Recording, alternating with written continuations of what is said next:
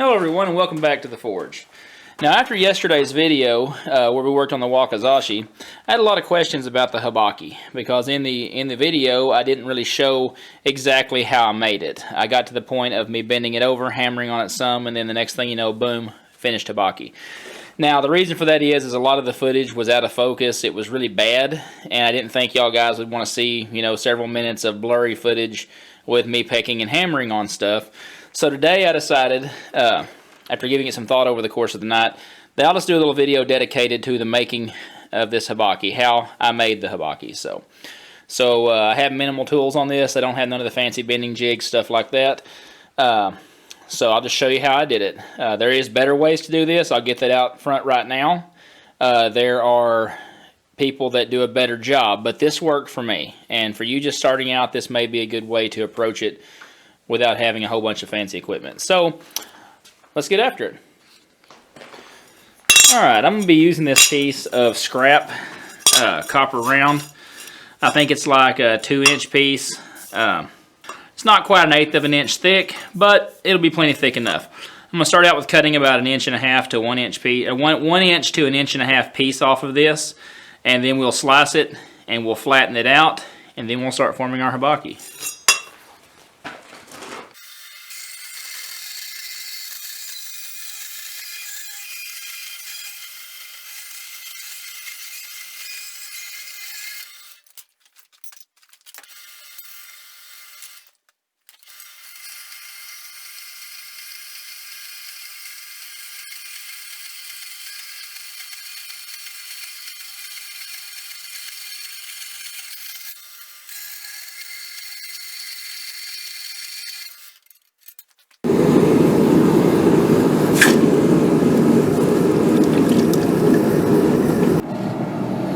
Alright, now that that's annealed, we're going to go ahead and bend it out and get it flattened.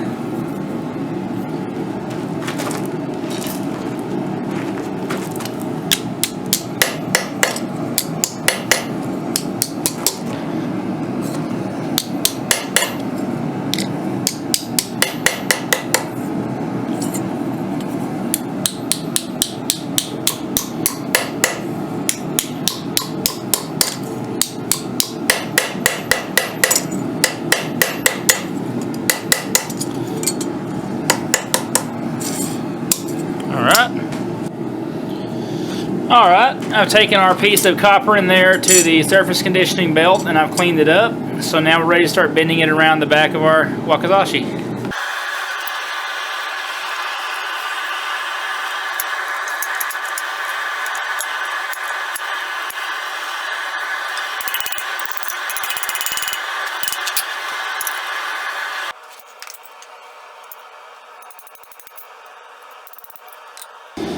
Now what I do is, after it's roughly kind of formed, I just kind of use my vise to squeeze it around it, just to get a little better fit there on the back where I can. Okay.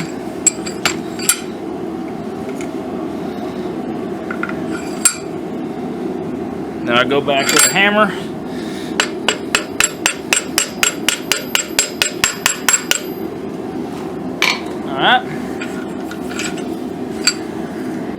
Alright, this is where we currently are. It's way too big, which is better to have too much than not enough.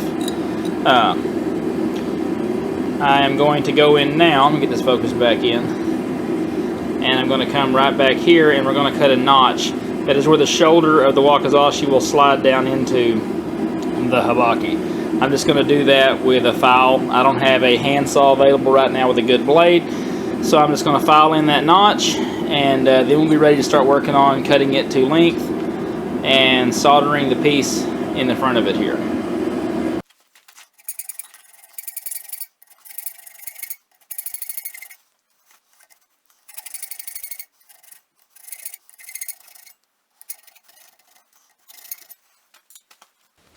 Alright, that's kind of what we're looking for right there. So it slides up over the edge. Like I said, this is looking pretty rough right now. We'll clean it up when it's all said and done, make it look a lot better. And now we'll move on to getting it cut to length, getting the piece put in there and soldered in place. Alright, now that we're at this point right here, like I said, we have our fit up good on the back. We're going to put this piece into here. Now, we don't want this piece to be all the way up where the edge of the blade is. We want it to be right down below where the blade is.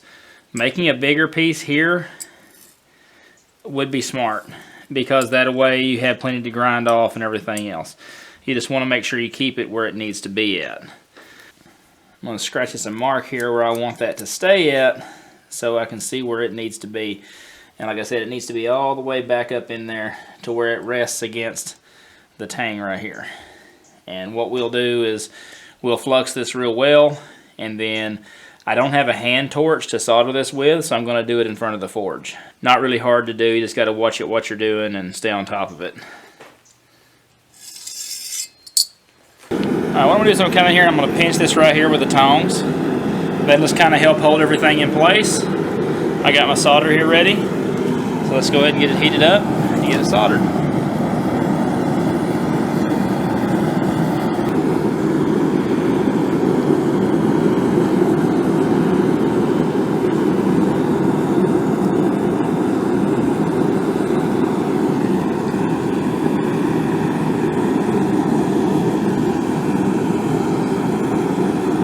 Alright, there it is for the most part. We're going to go to the grinder and clean this up, see how it turns out.